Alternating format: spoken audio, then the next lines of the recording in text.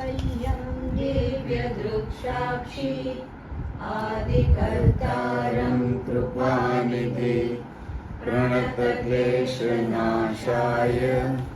अनन्ताय नमो नमः।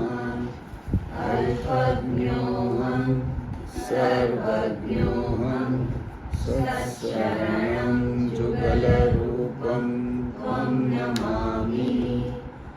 भगवान श्री करुणासागर महाराज की जय। સત્કેવલ સાહેબ। આપણે ગત આકાશ એનો પહેલો ભાગ, બીજો ભાગ અને આ ત્રીજો ચાલુ થાય છે. જેટલું આકાશ મોટું એટલો આપણો ક્લાસે મોટો, એનું વર્ણન મોટું. આકાશમાં હોય કાંઈ નહીં, પણ એમાં જ બધું હોય અને એ જ બધામાં હોય, છતાંય દેખાય નહીં.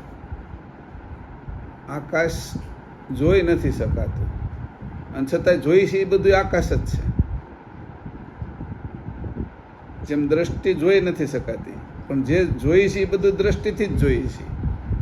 એવી રીતે આકાશનો તે એ જ નિયમ લાગુ પડે કે આકાશ હકીકતમાં પોલ છે, ખાલી છે, શૂન્ય છે, એમાં કાંઈ હોતું નથી, છતાં બધું એમાં જ હોય છે. એટલે કીધું આંકડાની અંદર તે શૂન્યની કોઈ કિંમત નથી હોતી, પણ શૂન્ય તમે મૂકો એકની પાછળ એટલે સીધા 10 થઈ જાય, બીજું શૂન્ય મૂકો તો 100 થઈ જાય, ત્રીજું શૂન્ય તો 1000 થઈ જાય. શૂન્ય બધું જ શૂન્યના આધારે પાછું થઈ ગયું.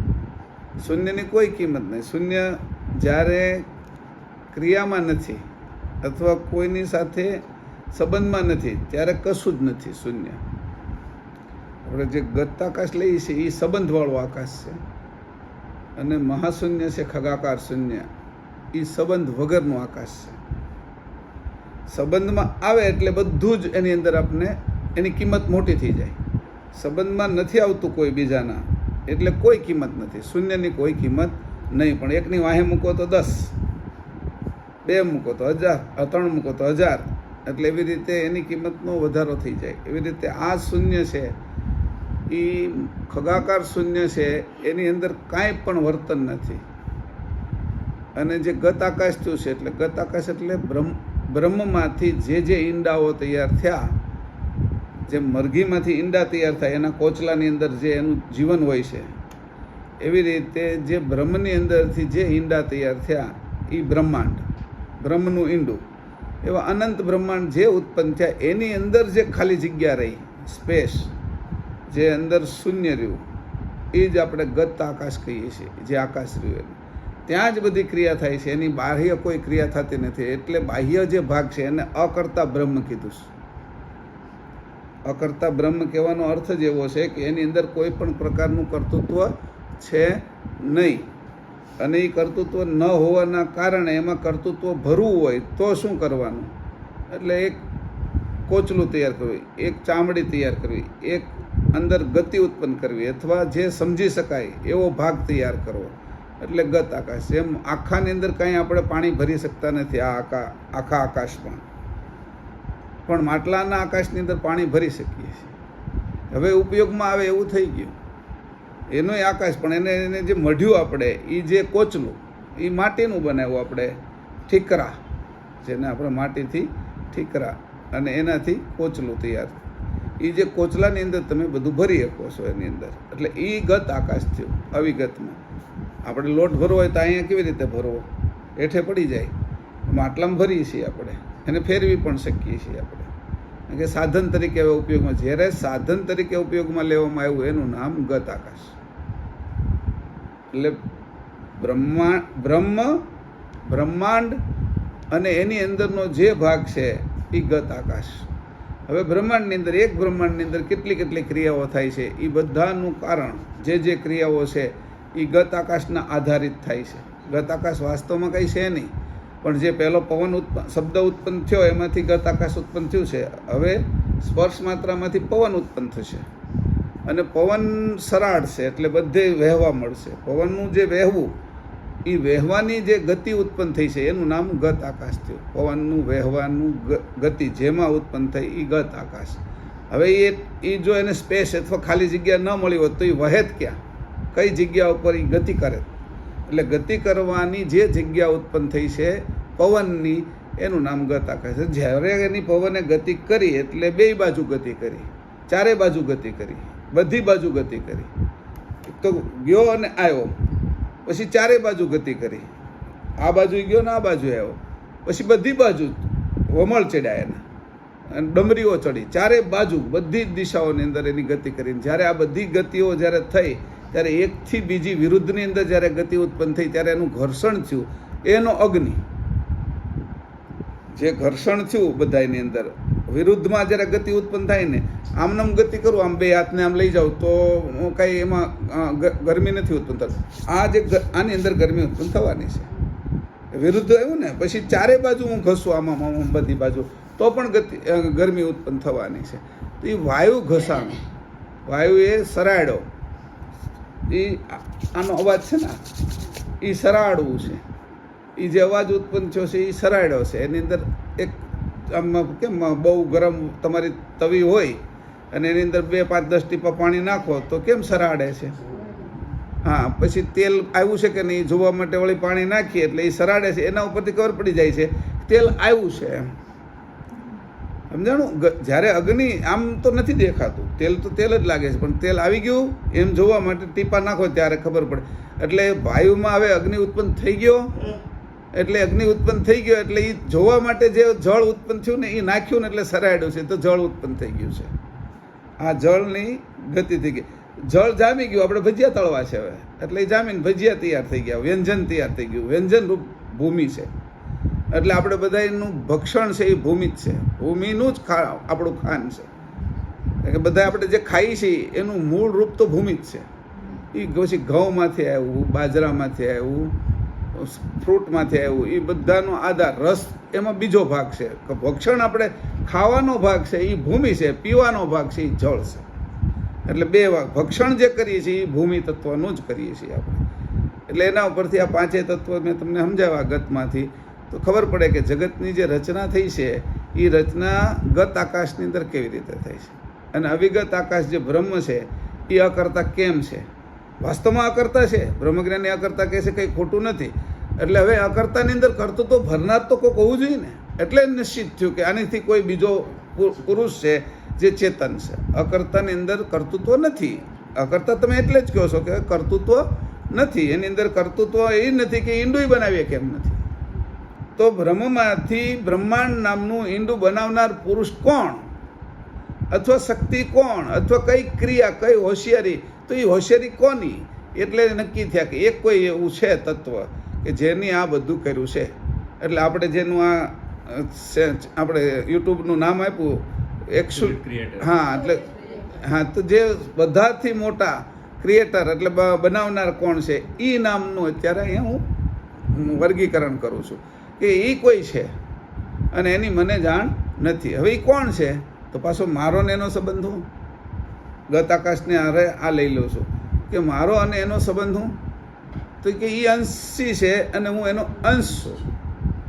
એટલે મારો ને એનો એક સંબંધ છે, ચેતન લક્ષનો સંબંધ છે. એ ચેતન છે, હું ચેતન છું. અકર્તા બ્રહ્મ ચેતન નથી. પંચતત્વ, ખગાકાર શૂન્ય, ગત શૂન્ય એ બધા ચેતન નથી. ચેતન ખાલી આપણે બે જ છીએ. કોણ કોણ? કે હું અને તું. તું અંશી છો અને હું અંશ છું. હું અલ્પજ્ઞ છું, મારી જાણ નાની છે, હું એટલું જ જાણી શકું મારા વિષયમાં. અને તું સર્વજ્ઞ છો, તું દરેકનું જાણી શકે. તું કીડીના હૃદયના ધબકારા જાણી શકે. કીડીને ક્યારે ભૂખ લાગશે, એનો ખોરાક ક્યાં પડ્યો છે એની જાણ તું કીડીને આપે. મેં અહીંયા દાણા નાખ્યા હોય ઝારના, બાજરાના, તો એ જાણ જે જાણે મેં નાખ્યા છે એ જ જાણ તું પક્ષીને આપે એટલે એ પક્ષી ત્યાં આવી જાય અને એ ચણી જાય. આ તારી જાણ સર્વજ્ઞ અને મારી અલ્પજ્ઞ. એટલે હું ક્યારે પણ તારાથી ઉપર જઈ ન શકું અને હું તું થઈ ન શકું.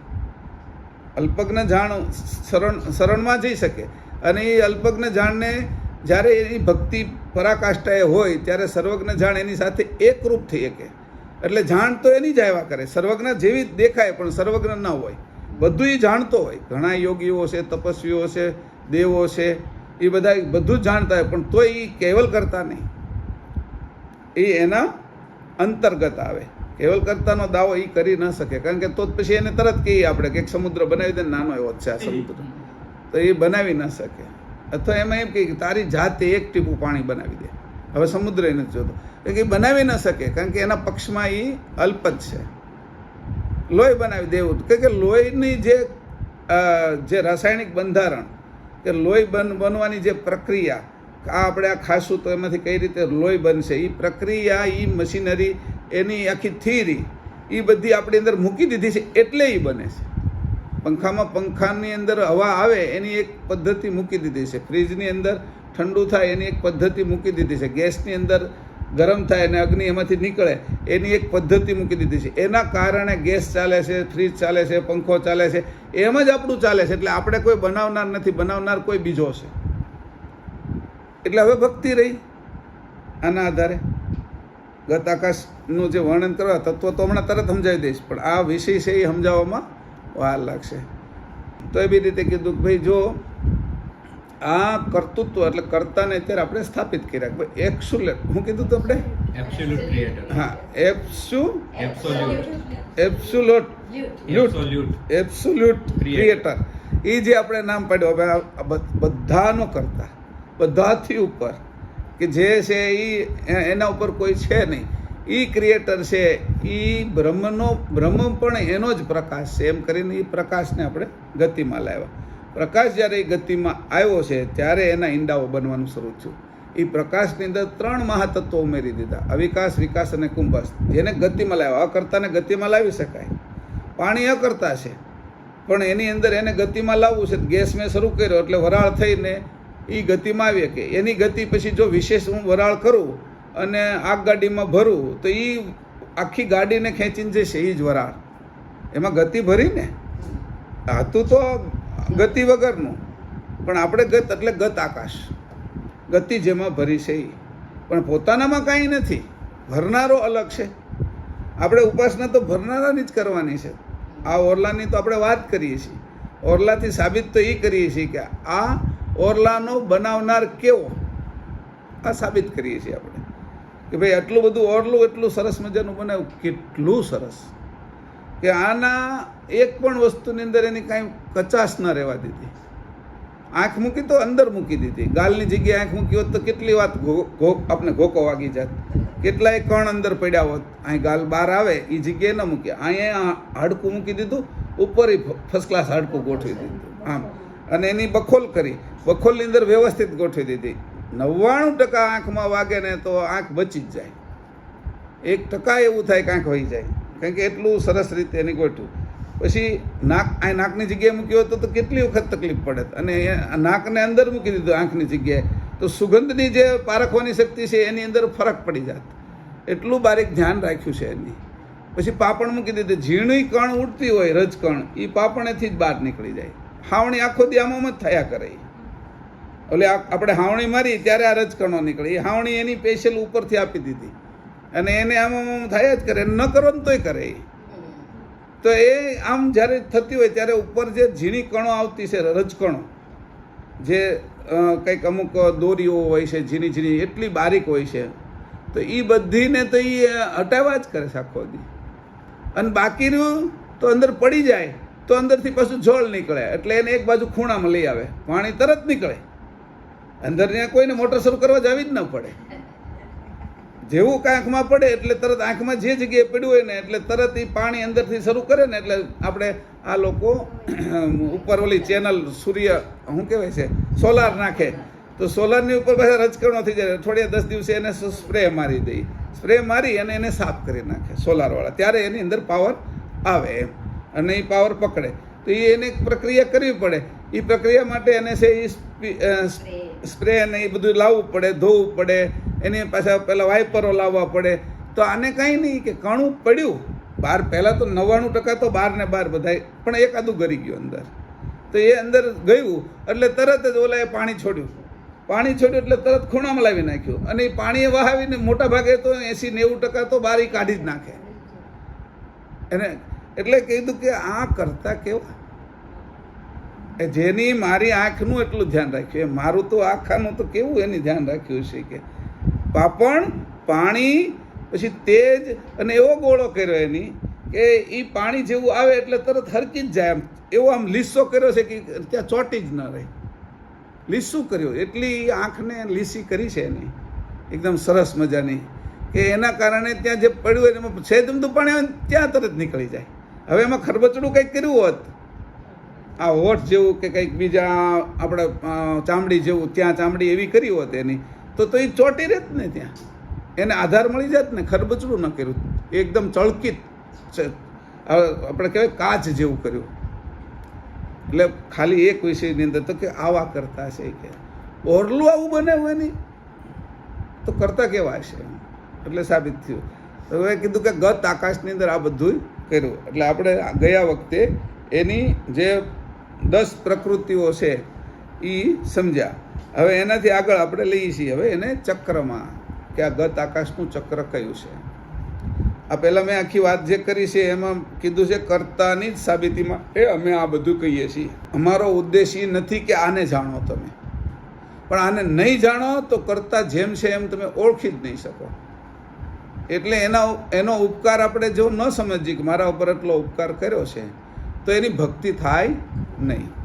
અને ભક્તિ ન થાય તો આપણી અને એની વચ્ચે કોઈ પણ પ્રકારની એકતા ન થાય. અને એકતા ન થાય તો બધાને પોષણ કરે છે એવું આપણે પોષણ કરાય, પણ વિશેષ પોષણ આપણે એનું મળે નહીં. ભક્તિ જેટલી વિશેષ થાય એટલું પોષણ વિશેષ મળે. સૂર્ય બધાને પ્રકાશ આપશે, પણ જેની ઉપર સૂર્ય ચેનલ લગાડીએ છે એના ઘરમાં તો વીજળી આવશે એની. જેની ઉપર સૂર્ય કુકર લગાડ્યું છે એને તો રસોઈ બનતી છે. સૂર્ય ગીઝર લગાડ્યું છે એને તો ગરમ પાણી આવતું છે, કારણ કે વિશેષ ઉપાસના, એની ભક્તિ વિશેષ કરીએ.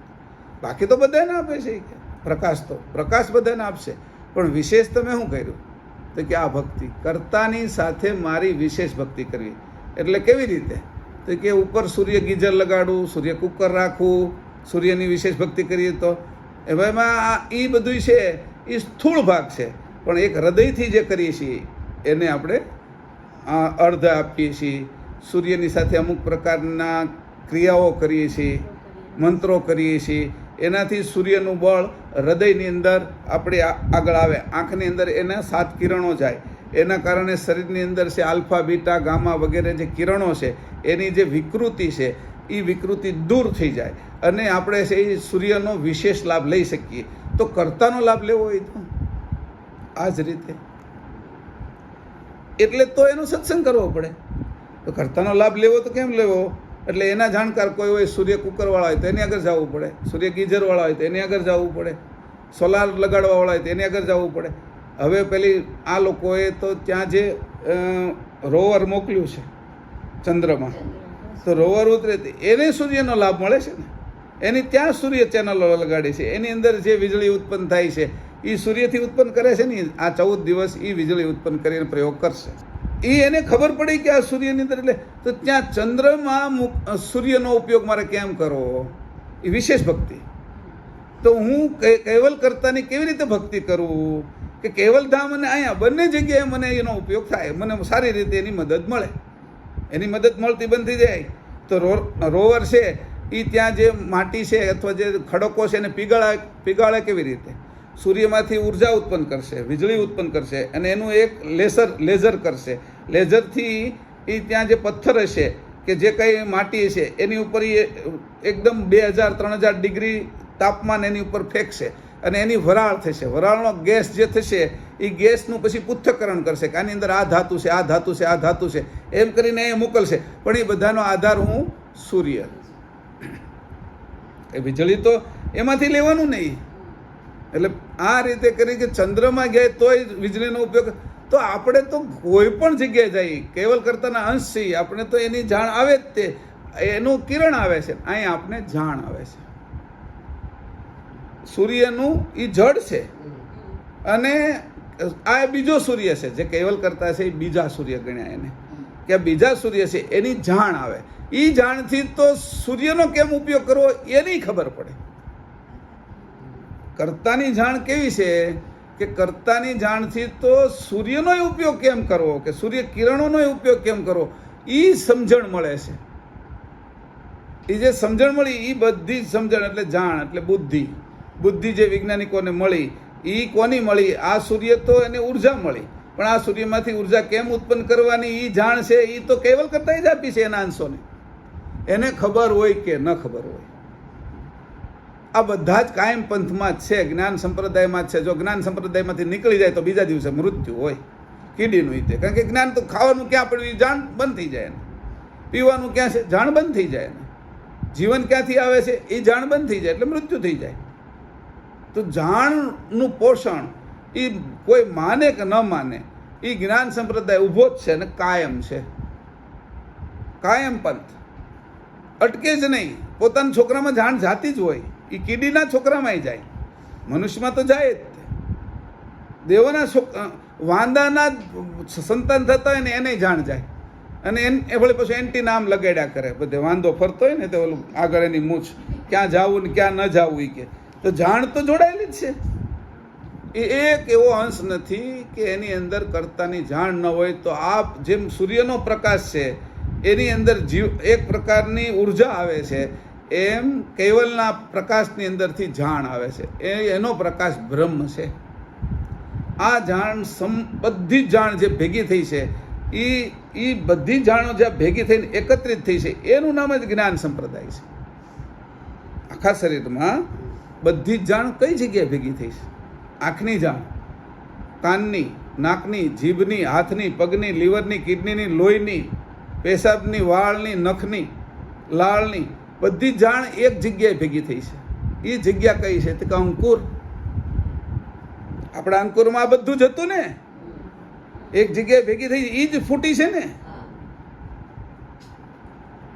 એક જગ્યા ઉપર ભેગી થઈ કે બધી જાણ નીકળી ક્યાંથી? કોઈ કયો મને કે મારી આંખની જાણ, આંખ નીકળી છે તો આંખની જાણ એની સાથે આવી છે તો એ અંકુરમાં હતી. કાન આવ્યો છે તો એ અંકુરમાં હતો, કાનની જાણ અંકુરમાં હતી.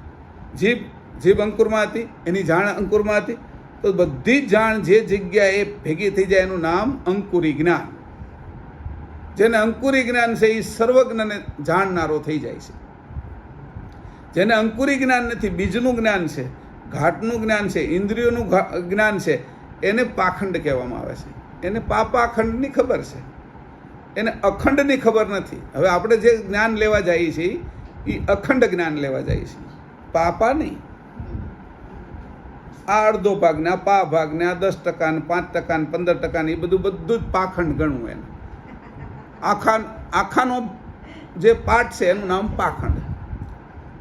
આ બધાનું સૂર્યનું જાણ, ચંદ્રની જાણ, નક્ષત્રોની જાણ, ગ્રહોની જાણ, આ બધી જે જાણ છે, પૃથ્વીની જાણ, આ બાજુ સમુદ્રની, નદીની જાણ, વનની જાણ, લીમડાની જાણ, આંબાની જાણ, જાંબુડાની જાણ, ગુલાબની જાણ, મોગરાની જાણ, આ બધી જાણ પાપા છે. એટલે એ બધું પાખંડમાં વેચાયેલું છે. આ બધું જ જેમાં ભેગું થઈ જાય એનું નામ અખંડ. આપણે ઉપાસના અખંડની કરીએ છીએ. આપણે ઉપાસના અખંડની કરીએ છીએ. અખંડ એટલે અંકુરની. આ અંકુરી જ્ઞાન આ સૃષ્ટિમાં કોઈ પણ નથી લઈ આવ્યું. કોઈને ખબર નથી. બીજ સુધી ગયા છે બધા, પણ ઉગાવો કઈ બીજમાં નથી થતો. ઉગાવો જે છે એ તો અંકુરમાં થાય છે, ભરેલું અંકુરમાં છે. બીજ તો પેકિંગ છે. બીજના બે ભાગ છે, એક માઇનસ એક પ્લસ. આમ ફાટે છે બીજ. તમે ગમે મગ, ચણા, જો મઠ, એને તમે ફણગાવો છો તો એ ફાટે છે, વચ્ચેથી અંકુર નીકળે છે. તો એનું જે ઘાટ છે બીજ, તો એનું પેકિંગ છે. એ જ્યારે તમે અંદરથી અંકુર કાઢશો, ઉગાવો થશે ત્યારે ફાટશે, અંદરથી નીકળશે. આ બધું અંકુર અત્યારે આપણે બધા બેઠા છીએ, એ અંકુર છે. એ બીજની અંદર હતું. આપણું અંકુર છે, આપણું બીજ છે એ જળીય છે, જળ તત્વનું બીજ છે. આ બાકીના બધા છે એ ભૂમિ તત્વના બીજ છે. મગ, ચણા, મઠ, આ બધા ગોટલું છે, જાંબુડાનો ઠળિયો છે, લીમડાનો ઠળિયો છે, એ બધા ભૂમિ તત્વના. આપણું છે એ જળની અંદર અંકુર છે. એટલે વિત્તમાં, વીર્યની અંદર આપણું અંકુર ગોઠવાયેલું છે. એ અંકુર છે, એ અંકુરી જ્ઞાન છે આપણું, કે જેની અંદર સમગ્ર વસ્તુ છે. તો જે મૂળ જ્ઞાન અંકુર છે એ અવિગત અંકુર કેવું છે? તો એ આકાશનું છે. આ જે છે એ ચણા અને મગને ફળગાવીએ છીએ આપણે, એ ભૂમિનું છે. આપણું અંકુર જળનું છે. આગળ સૂર્યનું અંકુર અગ્નિનું છે. પછી જે વાયુ તત્વના ગેસીસ, જે ગેસના જે પિંડો છે, પ્લેનેટો છે, જેને કહેવાય આપણે ગુરુ, શનિ, એ બધાના જે પિંડો છે, એ બધા પિંડો છે એ વાયુ તત્વના, એટલે એનું અંકુર વાયુમાં છે. અને એનાથી ઉપર જે બ્લેક હોલ છે એ આકાશ તત્વનું છે, એનું અંકુર આકાશમાં છે. તો એનાથી પર એવું અવિગત અંકુર, એ અવિગત અંકુર છે એ બ્રહ્મની અંદર ઉત્પન્ન થયું છે. આ અંકુરની જે ક્રિયા છે એ આપણે પહેલાં ગણી, સુરતા, નૂરતા, અક્કલ, આરત ને ઐશ્વર્યતા, એ અવિગત અંકુરમાંથી કેવી રીતે આવી અને જડ અંકુર સુધી કેવી રીતે પહોંચી છે. બરાબર? આપણું એટલે આ રીતે તમે જોશો તો આખી યાત્રા કરી. અને આપણે એ યાત્રા કરતાં આપણા કમસે કમ ઓછામાં ઓછા હું કહું છું કે અનંત શંખ, પદ્મ, મહાપદ્મ શંખ, જલાદી શંકુ એવા વર્ષો વહી ગયા. પૃથ્વીના નહીં, આ વર્ષો ગયા બ્રહ્માંડના. એટલા સમયથી આ અંશ યાત્રા કરી રહ્યો છે. એને ખબર નથી એટલે એ થાકતો નથી, કારણ કે નવું આવે છે એટલે એને નવું લાગે છે. આપણે એને એને નવું લાગે, પછી એની જ પ્રક્રિયા હોય. આજે આપણે જે બધા મળમૂત્રનો ત્યાગ કર્યો હોય, ગાય, ભેંસ, વળી પાછું એનું પ્રક્રિયા થઈને પાછું ફળ થાય, અન્ન થાય, પાછા આપણે હોશે હોશે ખાઈ થાય છે. તો એ જ પ્રક્રિયા, કોઈ ના તો પાડીએ કે એમ નથી. આ સાયકલ છે, જે આખું સર્કલ ચાલે છે, પ્રક્રિયા તો આ જ થાય છે. જે હમણાં મેં આપણે બધાએ પાણીનો જે ઉપયોગ કર્યો, કપડાં ધોયા છે, વાસણો ધોયા છે, એ પાણી જે બગડ્યું છે, ખરાબ થયું છે, એ તો બહાર વહી ગયું, એનું શોષણ કરી લીધું સૂર્યએ. વળી 8 મહિના સુધી શોષણ જ્યારે થશે અને પછી 8 મહિના પછી પાછો વરસાદનું વાદળાની થશે તો એ પાણી પાછું આવશે. હોશે હોશે મજા આવશે કે આ પાણી આપણે પીવાનું છે. અમે વરસાદનું મઘા નક્ષત્રનું પાણી, પણ તમે એ બધું બાથરૂમ પેશાબનું જ છે બધું. એ મઘા નક્ષત્રમાં પોગ્યું છે, એની જે પ્રક્રિયા થઈ છે, એ પ્રક્રિયાને જેટલો સમય લાગ્યો છે, એ સમયના કારણે આ ઘટના ઘટી છે. એ રીતે આપણે જો આપણને ખબર પડી જાય કે આ તો આપણે એનું જ વાસીને વાસી જ ખાઈ પી છે, તો પછી આપણે તાજું ક્યાંથી મળશે એની ઈચ્છા થાય. આ તો શું કર્યું છે, આ આડમાં એક પડદો રાખીને પાછું એ બનાવીને આપે છે. ઓલો બહુ હોશિયાર છે, જાદુગર બેઠો છે વચ્ચે. આપણે જે આપી દઈએ ને એને ખરાબ, ભંગારવાળો શું કરે, ખરાબ વસ્તુ આપી દો એટલે એ ખરાબ લઈ લે, પછી એને એવી રીતે રિપેરિંગ કરી નાખે ફર્સ્ટ ક્લાસ મજાની, અને કાં પીગાળી નાખે એને, લોઢાને, પિત્તળને, અને નવા વાસણો પ્લાસ્ટિકને પીગાળીને વળી પાસે એના સરસ મજાના બીજા સાધનો બનાવે, ડોલ બનાવશે, ટબ બનાવશે, પ્લાસ્ટિકને પીગાળી. તો એ રીતે શું કરે છે, તો જે ભંગાર છે એનું રૂપાંતર કરે. એ તો એ જાદુગર છે. આપણે જાદુગરની વસ્તુ આપણે નથી લેવી. આપણે તો જે તાજી બને છે એમાં જ આવવું છે. તાજું તો ખાલી એક કેવલ ધામમાં છે. બીજા બધા ધામની અંદર પ્રક્રિયા છે, જાદુગર છે, બધાની ટેકનિક છે, એના કારણે બને છે. એનો બધાનો ખોરાક વાસી છે, અને વાસી ખાવાની ટેવ પડી ગઈ ને એટલે આપણે છે એનો સ્વાદ આવી ગયો છે, એટલે એ જ સ્વાદ ભાવે આપણે. નાનપણથી જેની પાર્લેજી ખાધા હોય ને એના મગજમાં પાર્લેજી મોટા થાય ને તોય રહે, એ જાય નહીં. પેલી જે મેં કીધું હતું ને એક વખત કે પેલી આપણે પોલોની ટીકડી ખાધી હોય, ઓલી આમ ઠંડી ઠંડી લાગતી હોય તો હજી યાદ રહે આપને, એ અસર થઈ ગઈ છે આપને. એવી રીતે આ ખોરાકથી આપણે એ ખોરાકની અસર થઈ ગઈ છે. એટલે દેવલોકમાં જાય તોય આપણે આ જ ખોરાક છે, વાસી, પણ આપણે તાજો લાગે છે કે એની અંદર પડદો રાખીને પાછળ પ્રક્રિયા કરીને આપણે આપે છે, એટલે હોશે હોશે ખાઈએ આપણે. એટલે એવી રીતે આ જે છે વિષય કે આ પડદાઓની પાછળ જે ઘટના ઘટે છે એને કોણ જાણી શકે એમ છે. આ પડદાઓ છે બધા, આ જે પડદો રાખ્યો છે, પેકિંગ કર્યું છે, એ પેકિંગ છે એક પ્રકારનો પડદો છે, અને એની અંદર અંકુર મૂકી દીધું છે બીજમાં. એ પડદા રાખ્યું છે એટલે આપણે આ સ્ત્રી પુરુષની વચ્ચે બાળક મૂકી દીધું. એ બાળક નથી દેખાતું, એ અંકુર નથી દેખાતો, એ કેવી રીતે ઉત્પન્ન થાય એ નથી દેખાતો, પણ જ્યારે ઉત્પન્ન થાય છે ત્યારે એ પ્રગટ થાય છે 9 મહિના પછી, ત્યારે હોશે હોશે આપણે એને રમાડવા દોડીએ છીએ. અદૃશ્ય ને દ્રશ્યમાં 2 જણાની વચ્ચેથી પ્રગટ થયું. એ બેમાં કોઈનો એમાં રોલ નથી, નથી સ્ત્રીનો નથી પુરુષનો. એની અંદર પોખેલા જે તત્વ છે, એની અંદર જે અંકુર પોખેલું છે, એની રમત છે. આ તો કોઈક બાજીગર છે, આ જાદુગર છે, એની જાદુગરીમાં આપણે બધા ફસાઈ ગયા છીએ. એ જાદુગરીમાંથી કેવી રીતે નીકળવું, કોણ કાઢશે? એટલે હું કહેતો સપનામાંથી, કોઈના સપનામાંથી નીકળવું છે આપણે. આ બ્રહ્માજીનું સપનું હાલે છે, એની ઉપર વિષ્ણુનું હાલે, એની ઉપર શંકરનું હાલે. કેટલાય સપનાની અંદર આપણે સપનામાં કરી ગયા છે, અને પાછું એક સપનું આપ નહીં આવે હુઈ જાય ત્યારે. તો આ આટલા બધા સપનામાંથી કોણ નીકળી શકશે? કોને ખબર છે કે સપનામાંથી? કોને ખબર જ નથી તો એ કેવી રીતે નીકળે? મને ખબર જ ન હોય, હું સપનાને જ સાચું માનતો ઊંઘી ગયો ને એમાં સર્પ આવે, એ તો મારા સપનાનો સર્પ છે ને, કંઈ બહારથી તો તત્વ નથી લાવ્યો ને, મારી અંદરના તત્વથી બન્યો છે ને સર્પ. અને એ આવે ને હું એનાથી બીવું, ડરું, દોડવા માંડું.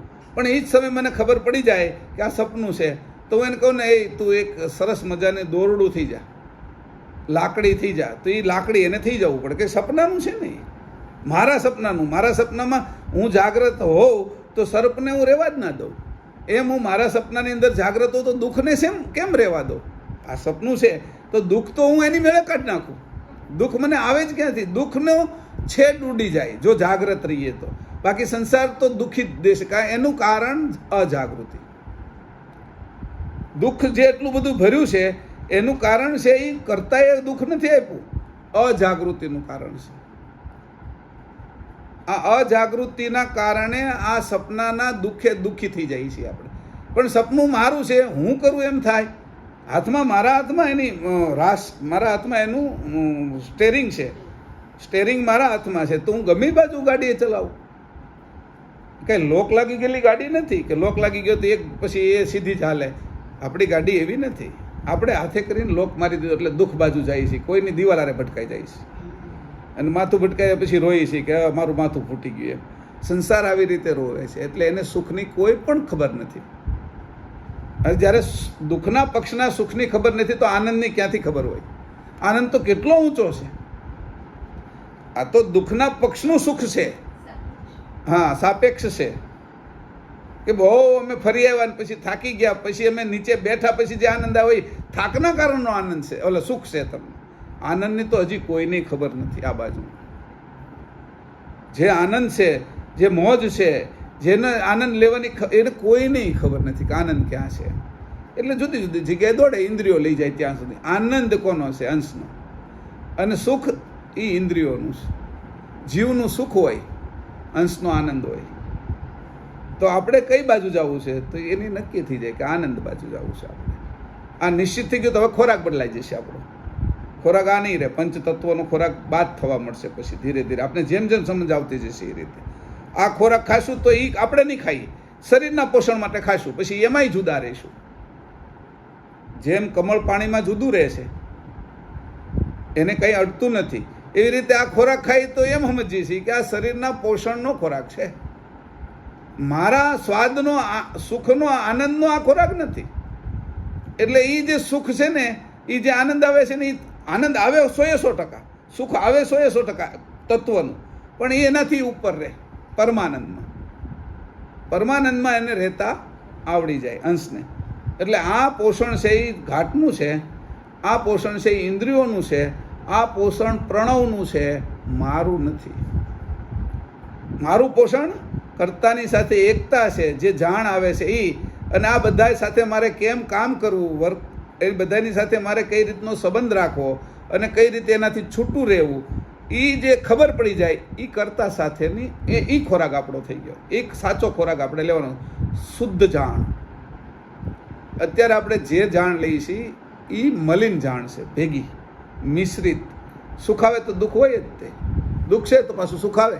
એટલે આ બધી આપણી કહેવતો એવી પડી, ભાઈ ધીરજ રાખજે કે સુખ પછી દુઃખ હોય કે દિવસ રાત પછી દિવસ ઉગે જ છે, એમ કરીને આશ્વાસન આપે. એ આશ્વાસન એ ખોટામાં રાખવા જ આપે છે.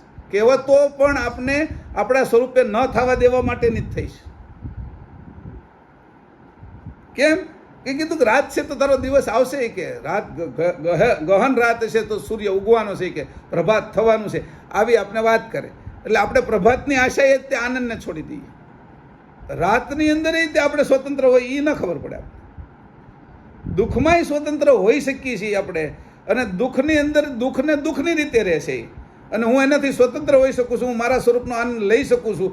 એ રાતમાં એને આશા શું રહેશે? હવાર પડશે તો રાતનો સમય હું તારા માટે, એ તો દુઃખનો જ ને. ઓલો તો 24 કલાક આનંદ લેશ. આ છે અંશની સ્થિતિ. આ જાણ કોણ આપે છે? સર્વજ્ઞ. અને એની આગળથી આપણે લઈએ છીએ. તત્વથી છૂટા પડી ગયા, ઓરલાથી છૂટા પડી ગયા, તો જાણ કોની આવે? ઓરલાને સમજી ગયા કે ઓરલું તો અહીંયા સુધી છે, આ આકાશ તત્વ છે, આ વાયુ તત્વ છે, આ જળ અગ્નિ જે કાંઈ તત્વો છે એની આ બધી ક્રિયા છે, એક એકના આટલા આટલા વિસ્તાર છે. આ વિસ્તારની અંદર બધું પિંડથી લઈ વ્યષ્ટિથી લઈ સમષ્ટિથી લઈ પરમેષ્ટિ સુધી આ બધું જ આવી ગયું. આટલી આ બધી વાતો છે એ વાતો નથી હો મારી. હું જે જાણ આવે છે ને એ તમારે અરે વાગોળું છું.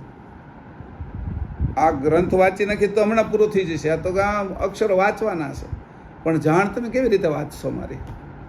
અને તમારી જાણ કેવી રીતે જગાડશો? મારો તણખો અડે તો તમારો ગેસ સળગવાનો છે ને, તો રસોઈ બનવાની છે ને. પણ તમે ગેસનું બટન ખાલી કરી નાખશો ચાલુ, અને એને તણખો અડવા જ નહીં દો, તો ગેસ બધો વયો જશે અને આખામાં વાસ મારશે. એ જ ગેસ વાસ ન મારે અને એને તણખો અડી જાય, ખાલી તીખારો, આ તીખારો અડી જાય તો સ્વયંભૂ ગેસ સળગવા મળશે ને અનેક પ્રકારની રસોઈ બનાવીશું એની અંદર. આ જ વસ્તુ અત્યારે છે. અત્યારે હું તમને જે અડાડી રહ્યો છું એ જાણ અડાડી રહ્યો છું, કથા નથી કરતો. તો પ્રસંગ આવે, પ્રસંગમાં આવે એટલે તરત અંતસ્કરણ જાગૃત થાય. અત્યારે અંશને જાગૃત કરું છું. કથા આવીને સરસ મજાનો પ્રસંગ આવ્યો હોય કે આવું જંગલ હતું, એની અંદરથી રામ પસાર થઈ રહ્યા હતા, સાથે સીતા હતા, આ બાજુ મોગરા હતા, આ બાજુ છે ગલગોટાના, એવી રીતે અંદરથી સુગંધ આવતી હતી, પતંગિયાઓ ભમરાઓની ગુંજારો કરતા હતા, સરસ મજાનું વાતાવરણ, સવારનું પ્રભાતનું. તો એની અંદર અંતસ્કરણને આનંદ આવે. તમને હું આ બધા અંતસ્કરણને રમાડવાનો વિષય છે. કથાની અંદર તમે જેટલી કથા કરશો, કથાની અંદર પ્રસંગની અંદરથી બોધ લેવાનો જે પ્રસંગ છે એ બોધ બાજુમાં પડ્યો રહેશે. બોધ હોય છે 2-5% અને કથા હોય છે 98-99%, 95% કથા હોય છે. આપણું પછી ચિત્ત અંતસ્કરણની અંદર એવી ટેવ પડી જાય છે, વિશેષ હોય ને જે એને અંતસ્કરણના ભાવોને જ પકડે, એટલે એ કથા એની યાદ રહી જાય. અંશ જાગૃત ન થાય એટલે અંતસ્કરણ જાગૃત થાય. અંતસ્કરણ જાડા થયા કરે એટલે જડતા વધતી જાય અને ચેતનતા છે એ ઓછી થતી જાય. પાછી કથાની અંદર તો આ જ થાય. તો સત્સંગ કોને કહેવો? એ તો તમે અસત્સંગ કર્યો છે. સત્સંગ કોને કહેવો? સતનો સંગ એટલે તારો પોતાનો. કીધું આપણો પોતાનો સત્સંગ કર્યો ના, શરીરનો કર્યો, અંતસ્કરણનો કર્યો, મન બુદ્ધિ આ તે બધું આવી ગયું એની અંદર. 3 ગુણનોય કર્યો અને આસ્થા એમાં જોડી દીધી એટલે જડતા ઉપર ગયા. ચેતનતા તો આવી જ નહીં અને વિષય હતો ચેતનતાનો. આવ્યા છીએ ચેતને થવા માટે અહીંયા અને થઈ રહ્યા છીએ રોજ જડ વધારે, એક પડ ઓર નાખતા જઈએ છીએ વધારેમાં વધારે. કયું તો કે આ પહેલાં છે એ ભણ્યા એનું, કંઈક સમજ્યા એનું, તો 1 પડ ચડી ગયું. હું કહેવાવી, હું મહેશ કહેવાવી, મને 2-3-4 વર્ષમાં એ પડ ચડી ગયું. આ મારા મમ્મી કહેવાય, પપ્પા કહેવાય, બા ભાઈ બહેન, એનું 1 પડ ચડી ગયું. પછી દોસ્તારો આવ્યા, પછી શિક્ષણમાં ગયો, સ્કૂલમાં ભણ્યો, એનું 1 પડ ચડી ગયું. લગ્ન કર્યા તો પત્નીનું પડ ચડી ગયું. છોકરા થયા તો એનું 1 પડ ચડી ગયું. પૈસા કમાણા તો પૈસાનું એક પ્રતિષ્ઠા, પછી કે લોકો મને કંઈક સમજે એના માટે લોકો 10 જણા મને કંઈક ઓળખે, મારી કંઈક વિશેષતા દેખાડું, એનું 1 પડ ચડ્યું. વિશેષ ન હોવું એની કોઈને ખબર જ ન પડી. બધી વિશેષતાઓ ગોતી એટલે જડતાના જ પડો ચડાવ્યા. આવરણો જ વધારા ગયા, આવરણો એટલા વધારી ગયા હવે એની અંદર તમે મોટી કોષ મારો ને તોય નીકળે એવા નથી. બહુ મોટી દિવાલ થઈ ગઈ હોય એને કેવી રીતે તોડો? નાનો એવો પાપડ હોય તો એ આમ કરો તો આંગળીથી તૂટી જતો હોય, પણ આ દિવાલ છે એ પાપડ, એને હું પાપડ સમજીને આંગળી, તમારી આંગળી તૂટી જાય, એ ન તૂટે. અને એને હું કોઈ એવા સાધનથી તોડું, ઘણથી કે એનીથી, તો એ તૂટે. પણ આ તો આ જે છે એ અદૃશ્ય પડ, દિવાલો, એ કયા ઘાણથી તૂટે? એવા કયા સાધનો છે? તો પરમ ગુરુએ લખ્યું છે કે મારા શબ્દ તમને વાગશે કે એનાથી તમારો આ બધું જે જડતા છે એ તૂટશે કે. એને કીધું આ જડતાના પહેલાં જે પોપડાઓ ચડી ગયા છે કે તો મારા શબ્દરૂપી બાણો તમને વાગશે કે. અને શબ્દરૂપી બાણો વાગશે એટલે જડતાના પોપડાઓ બધા કડર ભૂસ થઈ અને એ તૂટી જશે. અને એ તૂટી જશે એટલે તમારું સ્વરૂપ એની અંદરથી પ્રગટ થશે. આવું પરમ ગુરુએ એક જગ્યાએ લખ્યું. હે હા એટલે ત્યાં એને બાણ માર્યા કે અંધ અપરાધી, હા બૂચટ કાંઈ ન સૂજે, કાંઈ ન જાણે કાંઈ ન સૂજે કે. તો એ બધા ચાપખા માર્યા એની, ચાપખા મારીને અંશને જાગ્રત કર્યો કે એ મેં તારા પડ તોડું શીખે. તો ઓલા પાસે અંતસ્કરણે જે હતા ને કે પરમ ગુરુ આવું આવું હું કામ ભૂંડું બોલતા હશે, આવું ખોટું હું કામ બોલતા હશે.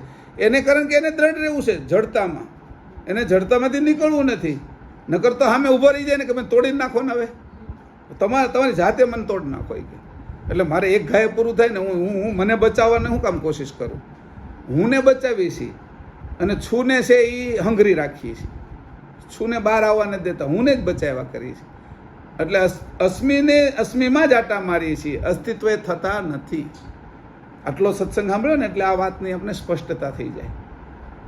એટલે હું છું એને આપણે હવે તોડવાનો છે અને શું છે એને જાગૃત કરવાનો છે. એ અંકુર છે, ત્યાં બધી જાણ પડેલી છે. એ મૂળ અંકુરને આપણે પકડવાનું છે. આ અંકુરમાંથી તો આપણે બન્યા છીએ, એ અંકુર નથી. આ જલીય તત્વનું છે. આની પછી અગ્નિનું આવશે અંકુર, એની પછી વાયુ, એની પછી આ ગત આકાશનું. મૂળ અવિગત અંકુરમાં જઈશું ત્યારે અંકુરનો જે છેલ્લો ભાગ છે ચૈતન્યતા, ચૈતન્યતા ચીન્યા વિના તાતે મુક્ત ન હોય. એ ચૈતન્યતાને ચીની લેશે એટલે તરત ખબર પડી જશે કે ઓહો તત્વ આ બધાય છે, આ અંતસ્કરણ છે. આ જે 5 તત્વોના નીચેના નૂરતા, અક્કલ, સુરતા, આરત ને ઐશ્વર્ય તો હેઠે પડ્યા રહ્યા. મેં તો ચૈતન્યતાને ચીની લીધી. આ ચૈતન્યતા જ્યારે ચીનાઈ જશે ત્યારે અંકુરમાંથી અંશે થવાશે. અંકુર જે 7મું શરીર આપણું છે, ઉપરથી પહેલું અને સ્થૂળથી લઈને 7મું શરીર, એ 7મા શરીરમાંથી જે દરવાજો છે છૂટવાનો, એમાંથી જે નીકળવાનો દરવાજો છે એનું નામ છે ચૈતન્યતા. એક જ દરવાજો છે, બાકી 5 તો દિવાલ છે એની. જે નૂરતા, અક્કલ, આરત, સુરતા અને ઐશ્વર્ય એ દિવાલ છે. એની હારે તમે ભટકાશો એટલે પાછા ફરશો, તમે નીકળી નહીં શકો. હા, આ બધી ઐશ્વર્યતાની બધાથી મોટી દિવાલ છે. એમાં માથા ભટકાડે છે સંસાર આખો. મોટા મોટા દેવો હોતી ત્યાં જ માથા ભટકાડે ઐશ્વર્યતામાં. યોગી શું, સિદ્ધ શું, મહાત્મા શું, આ બધા છે ત્યાં આગળ માથા ભટકાડે છે. એને કોઈ રસ્તો નથી મળતો. માથા ભટકાડીને થાકી જાય છે એ લોકો. ત્યારે આ બાજુ વળીને પછી બીજાને ઉપદેશ આપે છે કે સર્વ છે. એટલે એ પાછા પૂજાવા મળે. એટલે એને એમ થાય કે મારે બધું આવી ગયું, હું જ ભગવાન છું. એટલે ભગવાનનો મદ ચડી જાય છે, અહંકાર. તો ઓર જડતા આવે છે અને બીજાને પણ એની અંદર એ રાખે છે, છોડાવતા નથી. બધાને એમાં પકડી રાખે છે, પોતાના આધીન કરી નાખે છે, ગુલામ કરી નાખે છે. અને આપને એ ગુલામી પસંદ થઈ ગઈ. પછી રોજ રોજની ટેવ પડી ગઈ ને. મારે ગુલામીને છોડવી છે, સ્વતંત્ર પદ લેવું છે, મુક્તિ જોઈ છે, મોક્ષ જોઈ છે, એ ભાન છે. પણ હું મુક્તિ લેવા જતા તો પાછો કોઈનો આધીન જ થઈ જાઉં છું. કોઈ પણ વિચારધારાના આધીન થઈ જવું એનું નામ ગુલામી. સ્વતંત્ર પક્ષ નથી. કેટલાય સંપ્રદાયો ચાલે, બધા જ પંથો, પછી નવા પંથો એ નિરંતર નીકળ્યા કરે. કારણ કે આ શું છે, ખેતરની અંદર એની મેળે નીકળતું બધું ઘાસ ફૂસ અને જે કાંઈ છે એ છે, ખેતર છે. આ એમાં એની મેળે નીકળે છે. અને જે પશુને જે સારું લાગે એ એને ખાય છે. સમજાણું? કોઈને વળી ઘાસ સારું લાગે, ધરો, તો એ બકરી ધરો ખાતી હોય. કોઈને વળી એની અંદરથી બીજું ઘાસ અંદરથી નીકળે છે કે એને કહેવાય આપણે કડપ, આપણે શું કહે એને, આપણે બીજા ઘાસો અનેક આવે છે નાના મોટા. તો કોઈ ભેંસને એ ગમે છે તે ખાય છે, પછી ગાયને કંઈક જુદું ગમે છે, પછી ઊંટને કંઈક બીજું ગમે છે તે ખાય છે, ઘેટાને કંઈક બીજું. આ ઘાસ બધા ખાય છે. પણ પંથની અંદર જે પશુઓને ચારા માટેની આ વ્યવસ્થા છે અને એને એ આધીન થઈ જાય. પછી આ નીકળ્યા કરે એટલે એને આધીન થઈ જાય. એટલે સ્વતંત્રતા આવે જ નહીં. ફરીથી મોઢું ત્યાં જ જાય. જોજો તમે, દોડીને ત્યાં જ જાવ. કારણ કે હવે આધાર બીજો રહ્યો નથી. સ્વતંત્રતા જે હતી એના બદલે ગુલામી હતી. તો ગુલામીથી પછી નીકળવું કેમ? એ જંજીર છૂટી શકતી નથી. મનની અંદર જંજીર બંધાઈ જાય. વળીને એ જ આશ્રમમાં, વળીને ત્યાં, અને પછી દ્રઢ થતો જાય. વળીને દ્રઢ થઈ જાય બધા. આ વાત એટલા માટે કહું છું કે આ બધી વસ્તુ સાંપ્રદાયિક છે, તમારું સ્વરૂપ નથી. હું તમને તમારું સ્વરૂપ સમજાવવા માગું છું. તમને હું ઘાસ ખવડાવવા માગતો નથી, પશુ બનાવવા માગતો નથી. તમે આકાશમાંથી ચારો કરતા શીખો, ભૂચર ગતિને છોડી દો. પ્રશ્ન એ થાય કે જ્ઞાન સંપ્રદાય પણ સંપ્રદાય છે, તો એના માટે પછી તમે પહેલા જ કીધું કે આ તો કોઈ માનો કે ના માનો તમે આમાં જ છો. કોઈ પણ માને કે ના માને, તમે જ્ઞાન સંપ્રદાયમાં છો, તમે ભૂલી ગયા છો, કાયમ પંથમાં છો, તમે ભૂલી ગયા છો, એની આ તકલીફ છે. એટલે તમે બીજાની વિચારધારાની અંદર માનો છો. ધરતીની અંદર વરસાદ થાય એટલે ઓટોમેટિક જ ઘાસ ઉગે, અને ઘાસ છે એ એનો ચારો જે કરતા હોય એ બધા પશુ કહેવાય. પણ અર્કનો ચારો કરે એને પશુ નહીં કહેવાય. સર્પને પશુ કેવો એ ત્યાં સુધી સર્પને હું પશુ કહેતો હતો જ્યાં સુધી એને એની ભાન નહોતી ત્યાં સુધી. એટલે સર્પની અંદર ઝેર બનતું હતું. એટલે 20-25 ફૂટનો સર્પ હતો, અને એ સર્પને એમ થયું કે ભાઈ મારે તો આમાંથી છૂટવું છે. એને એવું થયું એટલે એની કુંડલીની જાગી, અને સર્પની કુંડલી જાગે એ આપણી કરતાં અનેક ગણી તીવ્રતાવાળી હોય. એટલે એની 20-25 ફૂટનો હતો, જાડો કેટલો હતો, એ ધીરે ધીરે ગળવા માંડ્યો, એની અંદર અગ્નિ તત્વ ચાલવા માંડ્યું, એનું માંસ બધું ભક્ષ થવા માંડ્યું. એ 1.5-2 ફૂટનો રહ્યો એ સર્પ, અને ગોતે છે મને મુક્તિ કોણ આપે, આ મારી પીડા કોણ સહન કરે. એટલો તીવ્ર વૈરાગ્ય અંદર અગ્નિ લાગ્યો એને, વૈરાગ્ય રૂપી અગ્નિ. અને પછી એની આ નીચેનું જે ઉંદરડા ભક્ષવાનું, દેડકા ખાવાનું એ બધું બંધ કરી દીધું હતું. એટલે એનું માંસ જ ખવાતું હતું હવે, કે આ બધું મારે હવે ખાવું નથી, કે આ તો બધો ઉતાર છે, કે મારી આવી કેટલી જિંદગી વહી ગઈ છે, એટલે મારે કે આ જિંદગીમાં તો મુક્ત જ થવું છે. એટલે પછી એની વિચાર કર્યો મને કોણ મુક્ત કરશે એમ. એટલી તીવ્રતા થઈ એની અંદર. શરદ પૂર્ણિમાનો ચંદ્ર ઉગ્યો, અને એ રાતના 9-10 વાગ્યા છે, ને એની નજર ઉપર ગઈ કે ઓહો હોય કે આ ચંદ્ર કે એ મને ઠંડક આપે છે. થોડી ઠંડક મળી એને, કે આ ચંદ્રની અંદરની જે ઠંડક હતી એને ઠંડક ઉપરની સાઈડમાં મળી. એ કે હવે મને આના સિવાય તો હું રહીશ નહીં, કે એ ચંદ્રરૂપી હતા કૈવલ કરતા. હવે એના સિવાય મારે રહેવું ક્યાં, એ કે હું રહીશ નહીં આના સિવાય. એટલે એની શું કર્યું, એનું એક વિશેષ કિરણ એ પછી ઉડ્યો, એની પાંખો ફૂટી ગઈ, કે હવે મારે આ ચંદ્ર સુધી જવું છે, જે મને આધાર ભલે હું જેવું થાય. એટલે એ જ સમયમાં જે રીતે ભમરીની પાંખો ફૂટે ઈળમાંથી, એ રીતે આ સર્પને 2 ફૂટનો જે 20 ફૂટનો હતો એને પાંખ ફૂટી, અને પાંખ ફૂટીને એટલો ઉપર ઉડ્યો, ઉપર ઉડવા મળ્યો ને ત્યાં એને એક વિશેષ કિરણ જે ચંદ્રનું આવતું હતું ને એ પકડી લીધું. એમાં વિશેષ ઠંડક હતી, અને એ ચંદ્રનું જે વિશેષ કિરણ હતું એ ચંદન નામના વૃક્ષ ઉપર પડતું હતું. એ ચંદનના વૃક્ષ ઉપર વિશેષ કિરણ પડતું હતું, એના આધારે એ પછી ચંદનના વૃક્ષ ઉપર પડ્યો, અને એને પછી ચોંટી ગયો કે બસ હવે ક્યાં છે. કારણ કે હવે એને અંદરથી ને બહારથી ચંદન એટલું ઠંડુ હતું, કારણ કે એ ચંદ્રના વિશેષ કિરણને પકડતું હતું. આ ચંદનનું વૃક્ષ એટલે પરમગુરુ, અને જે ચંદ્ર છે એ કૈવલ કરતા છે.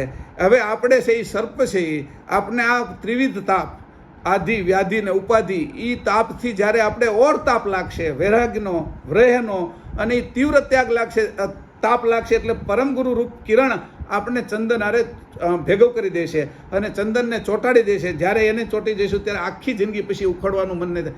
એ ખાતો નથી, પીતો નથી, એની અંદર જે ઠંડક આવે છે ને એનાથી જીવે છે સર્પ. આવા જ્યારે સર્પ થઈશું, એ સર્પ હવે એને સર્પ નહીં કહેવાય.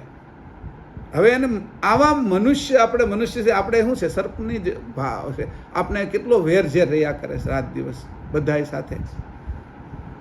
આ વેરઝેરમાંથી આપણે નીકળી જાય તો સર્પ છે એ પોતાના સ્વરૂપે થાય. આપણે તે કુંડલીની જાગૃત થાય છે એ સર્પિણી જ છે. એ સર્પિણી સાથે ચક્રને જાગૃત કરે છે. એ જ્યારે જાગૃત થાય છે તો પુષ્કળ પ્રમાણની અંદર ગરમી થાય છે, અતિ ગરમી થાય છે. અને એ સમયમાં પીડાના કારણે આ પીડા મારી કોણ દૂર કરે. એ જ્યારે એની બાજુ નજર જાય એટલે જાણ એક થઈ જાય, આપણી અને પરમગુરુની, અંશની અને પરમગુરુની. આ જાણ એક થઈ જાય એટલે એ જાણ કૈવલ કરતા સાથે જોડી દે. અને પછી જેટલો સમય હોય એટલો સમય તો ચંદનના વૃક્ષને લાગીને રહેવાનું, અને અહીંયા ન હોય એટલે કૈવલધામમાં જવાનું. આ જ સર્પ પછી જ્યારે પ્રાણ છોડશે ત્યારે ચંદન, જ્યારે સુધી અહીંયા છે ત્યાં સુધી ચંદનના વૃક્ષ ઉપર રહેશે, અને એ પ્રાણ છોડશે એટલે ચંદ્રમાં જશે. એની ગતિ ચંદ્રલોકની થઈ જાય. આ ચંદ્ર નહીં જેમાં યાન ઉતાર્યું છે એ તો ઉપગ્રહ છે, આપણો લોક નથી. આપણા સૂર્યમંડળની અંદર 182 ચંદ્રો છે. એમાં યુરોના એ જે ઉપગ્રહ છે, યુરોના ગુરુનો ઉપગ્રહ છે, એ આપણા બુધ ગ્રહ કરતાં પણ મોટો છે, અને ત્યાં છે એ ચંદ્રલોક છે. એને ચંદ્રલોક કહેવામાં આવે છે. એટલે અત્યારે ઓલું આપણું જે નાસાએ છોડેલું વાઇઝર જે યાન હતું એની પાસેથી પસાર થયું, એના ફોટા ને એની વિડીયો ની બધી એની મોકલેલી છે. તો એ વાઇઝરે મોકલેલી એના ઉપરથી વૈજ્ઞાનિકોએ નક્કી કર્યું કે આના ઉપર તો રહી શકાય એવું છે. પૃથ્વી જેવું વાતાવરણ છે એના ઉપર, એટલે ત્યાં રહી શકાય એવું છે. અને એ ઠંડકવાળું છે, કારણ કે એ પૃથ્વીથી ઘણું દૂર છે. એટલે એ ઠંડકવાળું સરસ મજાનું ત્યાં વાતાવરણ છે કે આ વાતાવરણમાં ત્યાં એની બરફય જોયો અને એના પહાડોય જોયા, સરોવરે અને દરિયાઓ પણ એની નીચે છે એવું અનુમાન કર્યું. તો આ ચંદ્રલોક છે. એ લોકની અંદર આ સર્પ જાય અહીંથી. સમજાણું? એમ જ્યારે આપણે છે એ આપણા સ્વરૂપે થઈ જાય અને આટલી વ્રેહ લાગશે તો આપણે કેવલધામ જઈશું. પણ અહીંયા રહીશું ત્યાં સુધી કેવલધામમાં જ રહીશું પાછા. આ એ નક્કી રાખજો. એટલે કીધું કે આ બધી વાતો આ જે ક્લાસ છે ને એને વારંવાર સાંભળવો પડશે તમારે. એક વખતે થશે નહીં, કારણ કે આની અંદર જે મેં વાત કરી છે એની અંદર અંશની જાણ મૂકેલી છે. અંકુરે થવાનું ને અંકુરમાંથી અંશે થવાનું. અંકુર કયું? અવિગત. જળમાં છે એ નહીં, અગ્નિમાં છે એ નહીં, અવિગત અંકુર. અને એમાંય કયું? તો કે ચૈતન્યતા. એ દરવાજો છે. આપણે બધા દરવાજાથી આવ્યા ને. આ જોવું આપણે જોઈએ છીએ કયા દરવાજેથી જોઈએ છીએ? આંખરૂપી દરવાજો છે. એના માટે હું બોલું છું એ કયો દરવાજો છે? તો કે મુખરૂપી દરવાજો છે. તમે સાંભળો છો એ કયો દરવાજો છે? તો કાનરૂપી દરવાજો. આ બધા દરવાજા છે. જેનો દરવાજો છે એ એના વર્તનની અંદર આવે, એ કાર્ય કરે.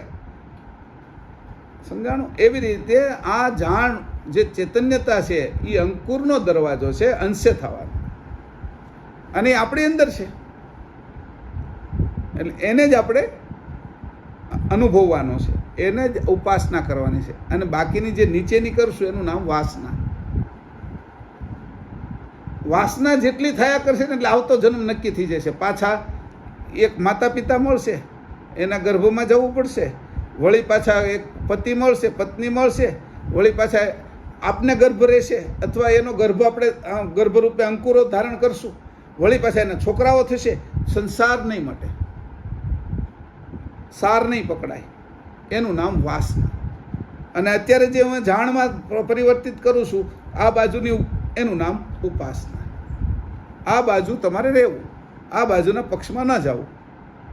આપણે છોકરાને કહીએ ને, ભાઈ તું ધ્યાન રાખજે કે ત્યાં તું બહાર જાશો તો માંસ ને દારૂ ને બધું વેચાતું હોય એવા રેસ્ટોરન્ટમાં જમવા નહીં જતો. જ્યાં શાકાહારી મળતું હોય એ ન મળે તો ફ્રૂટ લઈ લીજે ને ફ્રૂટ ખાજે. હું તને હુકડી કરી દઉં છું, આ 20 દિવસ હાલશે, 25 દિવસ હાલશે, એવું હું તને વસ્તુ આપી દઉં છું, આ તું ખાજે. એટલે આ કરજે અને આ નહીં કરતો. સમજાણું? એટલે જો આ કરીશ તો હજી વાસનામાંથી તો આપણે ભટકીને અત્યારે વાસનામાં જ છીએ. આ બાજુ જઈશું તો ઉપાસના છે આપણી. તો ઉપાસનાના માર્ગે રહેવાનું કે એ રીતે ઉપાસનાનો માર્ગ પ્રગટ કર્યો તમારે. 18 ગ્રંથોની અંદર આ જ ઉપાસનાઓ લખી છે. પણ એને કેવી રીતે એને બહાર કાઢવી?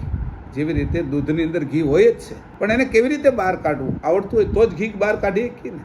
એવી રીતે 18 ગ્રંથોનું મંથન કરતાં જે ઘી રૂપ, જે વિત રૂપ, જે મારું સ્વરૂપ છે અથવા પરમગુરુનું જે સ્વરૂપ છે એ એની અંદરથી ચીનવું, બહાર કાઢવું, એનું નામ ઉપાસના. અને એના સિવાયનું જે અંદરથી તમે કાઢો એ બધી વાસના બાજુ લઈ જશે. જોકે આ ગ્રંથ ઉપાસનાના જ છે, વાસનાના નથી. એ વાસનાને બાદ કરવા માટે ઓરલું દેખાડ્યું છે જરૂર એમાં. એટલે હવે આપણે જઈ ચક્ર ઉપર, કે આકાશ તત્વનું ચક્ર કયું છે. 5 મિનિટમાં આપણે 5-10 મિનિટમાં જે થાય એ કરીએ. કયું ચક્ર છે આકાશ તત્વનું? વિશુદ્ધિ ચક્ર. વિશુદ્ધિ ચક્ર છે. હવે આકાશ તત્વ લીધા છે એટલે વિશુદ્ધિ ચક્ર, અને એનો દેહ આપણે કયો લખ્યો હતો? પરમ કારણ લખ્યો હતો ને. હવે આવશે વિશુદ્ધિ ચક્ર છે અને પરમ કારણ દેહ છે, જે આકાશ તત્વનો બનેલો છે. તેનો સમાવેશ, હા, આ પરમ કારણ દેહ છે એ તત્વનો છે. આ ખાસ ધ્યાન રાખજો, આ તત્વનો છે. વિશુદ્ધિ ચક્ર, હા. પછી કીધું કે જે પહેલો દેહ છે એ તત્વનો છે, એ વિશુદ્ધિ ચક્રમાં આવેલો પહેલો પરમ કારણ દેહ છે. આજ્ઞા ચક્ર એ બીજો પરમ કારણ દેહ આવ્યો છે, આજ્ઞા ચક્રથી લઈને બ્રહ્મરુંદ સુધી. બરાબર છે? એ જે છે એ સત્વનો દેહ છે, પરમ કારણ. અને બ્રહ્મરંધ અને એનાથી જે બાહ્ય ભાગની અંદર જાય છે અડીને, એ ત્રીજો પરમ કારણ દેહ છે. એ આપનપુરૂપ છે. આપનપુરૂપ સ્વયં આપણો પોતાનું મૂળ સ્વરૂપ છે, એનો એ દેહ છે. આવી રીતે આપણે પહેલાંની અંદર છે આ વિશુદ્ધિ ચક્રનો દેહ છે, એની ઉપાસના કરે તો કેવળ સુધી પહોંચે, એટલે નિર્વાણ સુધી. પછી આજ્ઞાચક્રથી લઈ બ્રહ્મરંધ સુધીની ઉપાસના કરે તો કૈવલ્ય સુધી પહોંચે, એટલે બ્રહ્મન સુધી જઈ શકે. અને સહસ્ત્રદળની ઉપર સહસ્ત્રદળના મધ્ય ભાગમાં અને સહસ્ત્રદળથી ઉપર જે દેહ આવ્યો છે, જેને આપણે કીધું કે આપનપુર રૂપ દેહ, તે દેહ એ પરમ કારણ દેહ કૈવલ દેહ છે, કૈવલમાં પહોંચાડનારો છે, એ કૈવલ કહેશું આપણે એને. એવી રીતે કરીને ઉપરના 3 ચક્રો આપણે આની સાથે જ લઈ લીધા. ચક્રની પાખડી કેટલી છે એ કે, તો જે પહેલો પરમ કારણ દેહ છે વિશુદ્ધિ ચક્રનો ગત આકાશ તત્વનો, એની પાખડી 16 છે. એના અક્ષરો એટલે પુરુષના અક્ષરો છે અ, આ, ઈ, ઉ, ઋ, આટલા અક્ષરો જે છે 8, એ પુરુષ તત્વના છે. એની પાખડીઓ, ચક્રની પાખડીઓ, આ બધાને નથી ખબર, ચક્રોને બધાય જાણે છે. મૂલાધાર છે, સ્વાધિષ્ઠાન છે, મણિપુર છે, અનાહત છે, વિશુદ્ધિ છે, આજ્ઞા છે, ભ્રમરન છે. પછી પાખડીઓને કદાચ જાણતા હોય કે આટલી એટલી પાખડી, પણ અક્ષર ક્યાં આવે છે, કયો અક્ષર પુરુષનો છે ને કયો સ્ત્રીનો છે, એને જાણતા નથી. કદાચ એને જાણતા હોય તો એની અંદર જે ક્રિયા કઈ રીતે થાય છે, તો કે કઈ જ્યારે પ્રકાશ બ્રહ્મ વૃત્તિના 3 મહાતત્વો અને સંજંબક વૃત્તિના 3 ચક્ષસત્વ એ એકબીજાને ભીડાય છે ત્યારે આ ઉત્પન્ન થાય છે. અક્ષર ઉત્પન્ન થવાનું મૂળ કારણ અક્ષરને જાણી ગયા, પણ એ ઉત્પન્ન કેમ થાય છે, તો પ્રકાશ બ્રહ્મ વૃત્તિના 3 મહાતત્વો એટલે અવિકાસ, વિકાસ અને કુંભસ એ પ્રાણમાં છે. પ્રાણની અંદર આ છે છુપાયેલા. હવે એની અંદર જે વૃત્તિ છુપાયેલી છે બીજી સંજંભોગ વૃત્તિ, સંજમ કરવો, ભેગા થવું, નર નારીનું અથવા કોઈનું પણ, એ જે સંજમ કરવો કોઈ પણ વસ્તુનો, જ્યારે પુકેસર સ્ત્રી કેસર ભેગું થાય અને એની અંદરથી જે નવું ઉત્પન્ન થાય છે એ સંજંભોગ વૃત્તિ છે. એની અંદર 3 ચક્ષસત્વ છે, વર્ગ જ્ઞાન, અનંગ અને કાળ. અને વર્ગ જ્ઞાને કરીને કયો અક્ષર પકડવો, કઈ પાખડી પકડવી એ નક્કી થાય છે. અનંગે કરીને એની અંદર ક્રિયા થાય છે અને કાળે કરીને બહાર કાઢે છે. અક્ષર બહાર નીકળે છે તે અંદરનો કાળ થઈ ગયો, એનો અંદર એનો પૂરો થઈ ગયો, એટલે કાળે કરીને બહાર કાઢે છે. એ આ જ્યારે અથડાય છે અંદર, એની અંદર ભીડાય છે ત્યારે પ્રણવની અંદર આ ભીડવણ થાય છે, ત્યારે અક્ષરો નીકળે. એ કોઈને ખબર નથી. ક્યાંય પણ જાય તો કોઈ એને કહે નહીં કે આ અક્ષર ક્યાંથી નીકળ્યો. જ્યારે અનંગે પ્રક્રિયા કરી અને કાળ લાગ્યો એટલે અક્ષર બહાર નીકળ્યો. પણ કેટલી બારીક નેનો સેકન્ડની અંદર એ થાય છે, નેનો કરતાં નેનો સેકન્ડની અંદર આ ક્રિયા થાય છે. તો એની અંદર કેટલી જાણ ભરેલી છે. હું જે તમારી સામે બોલું છું એ અંદર કેટલી પ્રક્રિયા થઈને થાય છે. આપને એમ લાગે સહજ થાય છે,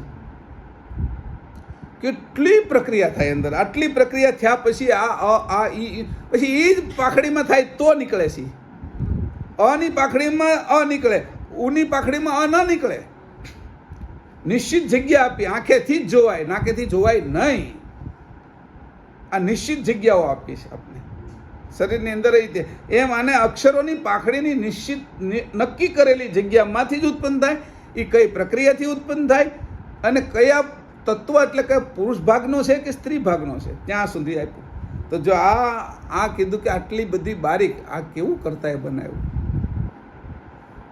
આનો ખાલી વિવેક કરીએ આપણે. આ ઓરલાની અંદર તમે આવું મૂક્યું તો તમે કેવા હશો? અમારે તમારી કોઈ વસ્તુ નથી, તમે જોઈ છે, અમે તો તમારા ચરણમાં રહીશું. પછી કે ભાઈ તું મારી યાર મને હેરાન કરે છે કે ના, હું તમારા ચરણમાં રહીશ, તમારો દાસ થઈને રહીશ. આ ભાવ રાખીશું ને તો એ સાથે રાખે. નકર ન્યા જઈને એના માથે પડી તો એ ગમે એ રીતે છટકાવી દે આપને. તો ઘણા તો માથે પડનારા હોય તે તો છટકાવી દે કે આ જો ને જાતો જ નથી નીકળ. એ આવા લટ્ટુ થઈ જાય કે એ મૂકે નહીં. ઘણી વખત તો ઘણાના ફોન એવા આવે ને એ ફોન આપણે મૂકે જ નહીં. કેમ? એ લટ્ટુ થઈ જાય. એવા લટ્ટુ જો પરમ ગુરુ આગળ થાયશું આપણે એને હેરાન કરવા માટે, તો નહીં, તારા કામ માટે તું જે કે એના માટે અમે તૈયાર છીએ, તો આપણે છે એની સાથે રાખે આપણે. તો અહીં કીધું કે એટલું આ કરતા એ કરેલું. પછી કીધું સ્ત્રી તત્વ, એના 8 અક્ષર કયા? તો કીધું લૃ એ ઐ ઓ ઔ અમ અહ. આ અક્ષરો છે એ સ્ત્રીના થયા. ક્યાંથી શરૂ કર્યું? તો કે જે પુરુષનો જે પહેલો હતો કે જે ડાબી, મારી જે સામેની બાજુ છે એમાં મારી ડાબી બાજુનું નીચેનો એટલે સામેની છે એ જમણી થઈ. હું તમારી સામે ઊભો તો તમારી જે ડાબી બાજુ છે એ મારી જમણી થઈ જાય, બરાબર? એટલે જમણી બાજુનું નીચેનું જે પાંખડું છે કમળની, ત્યાંથી અની શરૂઆત થઈ છે, બરાબર? અને ત્યાંથી લઈને ડાબી બાજુનું છેલ્લું પાંખડી છે ત્યાં છે એ અહ આવ્યો અને પૂરા થયા આ 16 સ્વર. આ સ્વરો અહીંથી ઉત્પન્ન થયા. હવે આજ્ઞા ચક્ર એમાં આની સાથે લઈ લઈશું. ઉપરના ચક્રો છે ને આ વિશુદ્ધિનું તો આવી ગયું. આજ્ઞા ચક્રમાં 2 પાંખડી છે, પુરુષમાં હમ અને સ્ત્રીમાં ક્ષમ. સહસ્ત્રદળ ચક્ર છે એની અંદર પાંખડી છે 500 પુરુષની અને 500 સ્ત્રીની, પણ ત્યાં અંકુર બને છે, ત્યાં અક્ષરો બનતા નથી. આ ધ્યાન રાખજો, અક્ષરો 6 માં જ બને છે. પછી કીધું કે અક્ષરો બને છે તો અંકુરને બનાવવાની અલગ વિધિ કરી એની, કે જે 500 પાંખડી ડાબી બાજુની છે એમાં સ્ત્રીના અંકુરો બનશે અને જમણી બાજુમાં પુરુષના અંકુરો બનશે. જેમ અક્ષરો બન્યા, અક્ષરોથી આ અંકુરો સુધી આપણે પહોંચ્યા. એટલે 6 ચક્રમાં 52 અક્ષર બને અને એના રસ્તાના 2 હમ અને ક્ષમ, પછી આવે ઓ અને સો, ઓહમ અને સોહમ. એ 2 અક્ષરો ભેળવી દે એટલે 52 થઈ જાય. બરાબર, કારણ કે એના વગર તો ઓલા 2 શ્વાસ વગર તો આ એકેય અક્ષર નથી નીકળવાના. એટલે એ તો એનું બીજ રૂપે છે. અને જે ઉપર બ્રહ્મરંધની જે પાંખડી છે એની અંદર તો અંકુર બને છે, અને અંકુર બને છે એની અંદર અક્ષરો નથી નીકળતા પણ ધ્વનિ થાય છે. ધ્વનિ થાય છે એ કેવા છે? 10 નાદ. કારણ કે ધ્વનિ ન થાય તો અંકુરો પાકે નહીં. એટલે એ 10 નાદ છે. એને એમાં મૃદંગ છે, ભેરી છે, જાન છે, વંશી છે, એવા 10 નાદો છે. એ ક્રમશઃ બ્રહ્મરંધમાં થાય એટલે એને કહેવાય નાદ બ્રહ્મ. બ્રહ્મરંધ પછી નાદ બ્રહ્મ થઈ જાય. જ્યારે અંકુરો અંદર પાકે અને એને પકવવાના હોય, વાઇબ્રેટ કરવાના છે. કોઈ પણ વસ્તુ હોય, અમે છે ને એ આ બધી જે જ્વેલરી હોય ને એને એક પ્રકારનું પાણી હોય, એની અંદર જ્વેલરીની અંદર કચરો 8-10 મહિના તમે પહેરો એટલે એની અંદર મેલ ભરાઈ જાય બધામાં, તો એ કાળું પડી જાય. પછી એ કાળું પડી જાય મેલના કારણે. જે જગ્યા હોય એની અંદર મેલ ભરાઈ જાય. પછી એને અમે એક પાણીની અંદર ઉપરથી લટકાડી રાખીએ, એને સાધનથી લટકાડીની જે પાણી હોય ને એ પાણીની અંદર અમુક કેમિકલ હોય. તો વધારે કેમિકલ રાખો તો સોનું બાદ એમાંથી નીકળી જાય, અથવા એમાંથી હીરા છૂટા પડી જાય. ખાલી મેલ નીકળવો જોઈએ અને સોનું કે એનું જે બીજું છે એ ન નીકળવું જોઈએ, નકર તો હીરા પડી જાય. એટલે એને ઉપરથી લટકાડી રાખી. પછી એની અંદર એને વાઇબ્રેટ આપે, એટલે એ વાઇબ્રેટ થયા કરે. વાઇબ્રેટ એ પાણી જ થયા કરે, એ કેમિકલ જ વાઇબ્રેટ થયા કરે. એના કારણે પેલો જે મેલ છે ને એ બધો ખેંચી જાય અને ચોખ્ખું થઈ જાય. 2 મિનિટની અંદર એવું થઈ જતું હોય. 1-2 મિનિટમાં રાખે એટલે તરત એ ચોખ્ખા ઘરેણા થઈ જાય. આ ઘરેણા ધોરા વાયપા એમ કે ને જે, એની અંદર આ વાઇબ્રેટ કરવામાં આવે. એ વાઇબ્રેટ કરે તો એ બાકીનો મેલ, એટલે જે અહીંયા છે ને એ ધ્વનિ થાય, એ વાઇબ્રેશન હોય, એટલું બારીક સૂક્ષ્મ વાઇબ્રેશન હોય, અશ્રાવ્ય ધ્વનિ જેવો. આ શ્રાવ્ય ધ્વનિ છે બધા 52 અક્ષર. ઓલો અશ્રાવ્ય ધ્વનિ છે જે સંભળાતો નથી છતાંય ધ્વનિ ખરો, પણ એ કેવો હોય? વાઇબ્રેટ રૂપે. આમ વાઇબ્રેટ થતો હોય. આ હું વાઇબ્રેટ કરું તો આ ફરે છે, એની જેમ એની અસર થાય વાઇબ્રેટની. બરાબર, એવી રીતે એની અસર થાય એટલે ઓલા પાકે અંકુરો. પકવવા માટે આ વાઇબ્રેટ, એને કહેવાય નાદ બ્રહ્મ. નાદ બ્રહ્મની અંદર અંકુરો પાકે આપણા. આ નાદ બ્રહ્મ છે એ વાઇબ્રેટ રૂપે છે, તો ધ્વનિ ખરો પણ અક્ષર નહીં. એટલે ત્યાંથી રૂપાંતર 7મી ચક્રની અંદર છે એ ધ્વનિમાંથી જાય, નાદ બ્રહ્મમાંથી જાય. એટલે આપણે બ્રહ્મ રંધ કહીએ છીએ.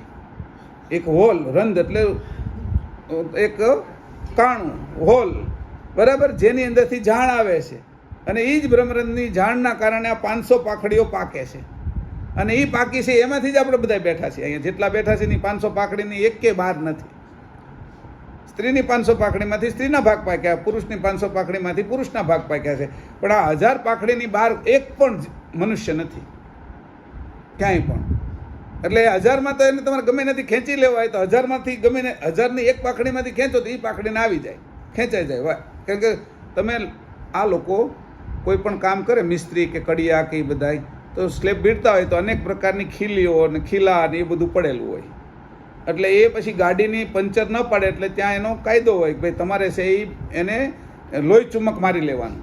એટલે આખા વિસ્તારમાં લોહી ચુમક મારે એટલે જેટલી ખીલીઓ ખીલા એ બધું એને ચોંટી જાય. એ એને સજાતી છે ને. એટલે એવી રીતે જે 500 પાંખડી 1000 પાંખડીના બધા સજાતી છે. આપણે જેટલા અંકુરો નીકળે, જેટલા દેહ બનેલા છે, ત્યાંથી જો ખેંચે તો ખેંચાઈ જાય. છેલ્લે ખેંચવાનું તો ત્યાંથી જ છે, ત્યાંથી જ જવાનું છે. એટલે જવાના રસ્તાઓ હતી તૈયાર કરી નાખ્યા છે આપણે. જ્યાંથી આવ્યા છે એ જ રીતે જવાનું છે પાછું. તો આવી રીતે અંકુરમાં. હવે કીધું 500 પાકડી આપણે આવી ગઈ અને 10 નાદ કહી દીધા એને, બરાબર, અક્ષરો નહીં. જો અક્ષરો નાદ વચ્ચેનો ફેર પાડ્યો છે આ જોઈ લીજો. ચક્રના બીજા અક્ષરો, વિશુદ્ધિ ચક્રનું હમ એનો બીજ અક્ષર, આપણે ઓલું લમ વમ એવી રીતે હમ, આજ્ઞા ચક્રનો ઓમ, અને સહસ્ત્ર દળનું એને આમ કાંઈ કીધું નથી પણ એ ધ્વનિ છે, બરાબર, નાદ. આને આમ ખાલી નાદ કહી દઈશું, બરાબર છે નહીં પણ છતાંય તે એના નાદ, એટલે આને વાઇબ્રેટ કયો અથવા નાદ કયો. હા, ત્યારે એ જે એ જગ્યાએ પહોંચ્યા પછી આ સમજાય. અશ્રાવ્ય ધ્વનિ કહી દો ને એને, કાઉન્સમાં લખી નાખો, અશ્રાવ્ય ધ્વનિ એટલે સાંભળી શકાય છે. પણ ક્યારે? એ અવસ્થામાં 5મા પરમ કારણ દેહમાં જાય ત્યારે આ સાંભળી શકાય. આ દેહથી ના સાંભળી શકાય. એટલે ઓલા અક્ષરો સાંભળી શકાય, આ ન સાંભળી શકાય. હવે ચક્રનો શ્વાસ, વિશુદ્ધિ ચક્ર 24 કલાકમાં 1000 અજપા જાપ જપે છે. વિશુદ્ધિ ચક્રમાં 1000 અજપા થાય છે.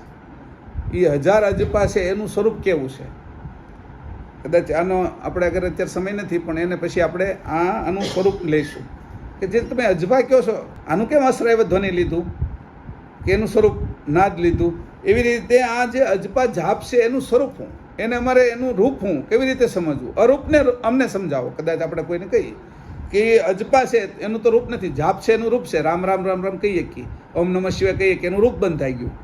તો જે અજપા છે 1000 એનું અદૃશ્ય સ્વરૂપ હું, જે અમને સમજમાં આવે તો એ સમજાવો. એટલે એ આપણે એક સમજવાનું રહેશે, બરાબર. આ જે 21,600 અજપાને આપણે એના રૂપ શું છે, એનું સ્વરૂપ શું છે, કયા ચક્રમાં કયું છે, એને આપણે જેમ સમજશું. એટલે એ જ્યારે ચક્ર શરૂ કરીએ અને એ નાદ આપણે એ અજપા બોલીએ એટલે તરત જ એની સિદ્ધિ પ્રાપ્ત થઈ જાય. પણ આપણે સિદ્ધિમાં લગાડવા નથી.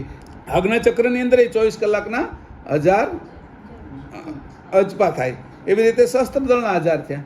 એટલે આપણે લઈએ નીચેથી જ તે મૂલાધારના 600, પછી 3 ચક્રના 6,000 એટલે 18, 18 ને 3 21 અને ઓલા 600 એટલે 21,624 કલાકના આપણા શ્વાસ પૂરા થાય. એ 7 ચક્રોને આધારે 7 ચક્રો એને ખેંચે. જે ખેંચે છે ને એ જે ભૂમિ તત્વના મૂળ શ્વાસ છે એ 600 ખેંચે છે આખા દિવસના નીચે. એમ જળ તત્વના 6,000 ખેંચે છે, કારણ કે ભૂમિ તત્વ જળ વધારે છે, સમજણ? એટલે જડતાની અંદર ખેંચવાનું કામ ઓછું થાય. જ્યારે ગતિવાળા તત્વો 3 છે, જળ, અગ્નિ અને વાયુ. એટલે એની અંદર વધારે શ્વાસ થાય, કારણ કે એની અંદર ગતિ છે, એટલે શ્વાસની અંદર ગતિની જરૂર પડે. વિશુદ્ધિથી પછી ઓછા થઈ જાય. આકાશ, અવિગત આકાશ પછી આખો બ્રહ્મ પ્રદેશને અડીને આપણે જે છે તો એની અંદર અજપા છે 3,000 જ આવ્યા અને આમાં 6,000 આવ્યા. કારણ કે નીચે રહેવા માટે જળ તત્વના, અગ્નિ તત્વના અને વાયુ તત્વના એ શ્વાસો ખેંચવા માટેની જે ગતિ છે એમાં ગતિ વધારે હોય એટલે એ ખેંચાવામાં એના શ્વાસો વધી જાય છે. આપણે એ રીતે અજપા 21,600 પૂરા થાય છે. આ છેલ્લું ચક્રની વાણી 15મું આ સુધી લઈશું, પછી એકવાર હજી ભલે થઈ જતો ક્લાસ આકાશ તત્વનો. ચક્રની વાણી વિશુદ્ધ, વિશુદ્ધ ચક્રની અંદર મધ્યમા વાણી, બરાબર. એટલે મધ્યમા વાણી છે તો એ મધ્યમા વાણી છે એ કંઠની અંદર છે. એના વિશે આપણે ઘણી વખત ચર્ચા કરી કે બધી જ વાણી, બધા નાદો, બધી જ રાગો જે મલ્હાર છે કે શિવરંજની છે કે ભૈરવી છે કે તો જો સિદ્ધ થાય તો કંઠમાંથી જ બોલાય. અને એ સિદ્ધ નાદો જ્યારે બોલાય ત્યારે પ્રકૃતિ ઉપર અસર થાય, બધા ડોલવા મળે. હા, એટલે એ જે મધ્ય એટલે જે વિશુદ્ધિ ચક્ર છે એટલે જ તે જ્યાંથી એ વાણી આવે છે એના નાદ થાય. એની અંદર રાગની સાથે અનુરાગ જોડાઈ જાય, હૃદય જોડાઈ જાય ને એટલે અનુરાગ જ્યારે જોડાઈ જાય એટલે પ્રકૃતિ પર અસર કરવા મળે, એટલે ડોલવા મળે. સર્પો પણ ડોલવા મળે, પશુ પક્ષી પણ ડોલવા મળે, પ્રકૃતિ પણ વરસાદ વરસાવી નાખે. અનેક પ્રકારની જે કહેવાય ને નાદની અંદર આ બધી વસ્તુઓ મૂકેલી છે. એટલે એની વાણી મધ્યમાં. પછી આજ્ઞા ચક્રની વાણી કઈ છે? નહે અક્ષર રૂપ અઘોર વાણી. આજ્ઞામાં તમે જાઓ પછી ત્યાં અઘોર થઈ જાય છે, આમ ઘોર રહેતો જ નથી એવો અઘોર વાણી. ટન કરીને વાહનો ટન અવાજ બંધ થઈ જાય, અહીંયા સુધી રહે. પછી અહીંથી છે એ અઘોર વાણી. પછી સહસ્ત્રધામ અમૃતવાણી, ચેતનવાણી. ક્યારેક ક્યારેક જે અમુક એને અડીને બોલતા હોય ને તો એની અંદર અમૃતવાણી આવે ને અમૃતવાણી આવે ને ત્યારે બધાને ખબર પડી જાય કે આ અમૃતવાણી છે. અંદરથી આમ અંદરથી આપણે પોષણ મળતું હોય ને એવું લાગે. આ અમૃતવાણી હોય, ચેતનવાણી હોય, જે ચેતનવાણી સુધી પહોંચેલા હોય, જે સાતે ચક્રમાં છેલ્લી વાણી, એટલે જ્યારે છે એ રામકૃષ્ણ પરમહંસ બોલતા હોય એટલે ત્યાં આગળ બધા સ્તબ્ધ થઈ જાય. એ અઘોર અને અમૃતનો થોડો ભાગ આવતો હોય અને એ બોલતા હોય એટલે આમ શુદ્ધિમાં ન બોલતા એવું લાગે બધાને, સમજાણું? કારણ કે એ એની તંદ્ર અવસ્થામાં બોલે છે એવું લાગે, પણ એમાંથી કોઈ છોડીને જઈ ન શકે. બુદ્ધિશાળી લોકો હોય, કલેક્ટરો એ સમયને ત્યાં આવતા હતા, મોટા મોટા બેરિસ્ટરો આવતા હતા એ સમયમાં, તો એ બધાય છે, સ્વામી વિવેકાનંદ હતા, એ બધા બુદ્ધિશાળી લોકો હતા. તો એની અંદર આ વાણી જ્યારે આવે એમાં ક્યારેક અમૃતવાણી આવે, ક્યારેક અડી જાય, એ એને ન ખબર હોય. કારણ કે આ પૃથ્થકરણ તો ભાવમાં હતા, ભક્તિભાવની અંદર, આ જ્ઞાનની અંદર નહોતા, પણ એ આવી જાય ભક્તિમાં.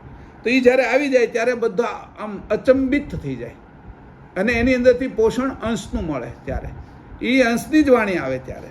તો આ ચેતનવાણી એ અંશની છે, અમૃતવાણી. જેવું આ આપણે 15 સુધી લીધું અને 16થી પછી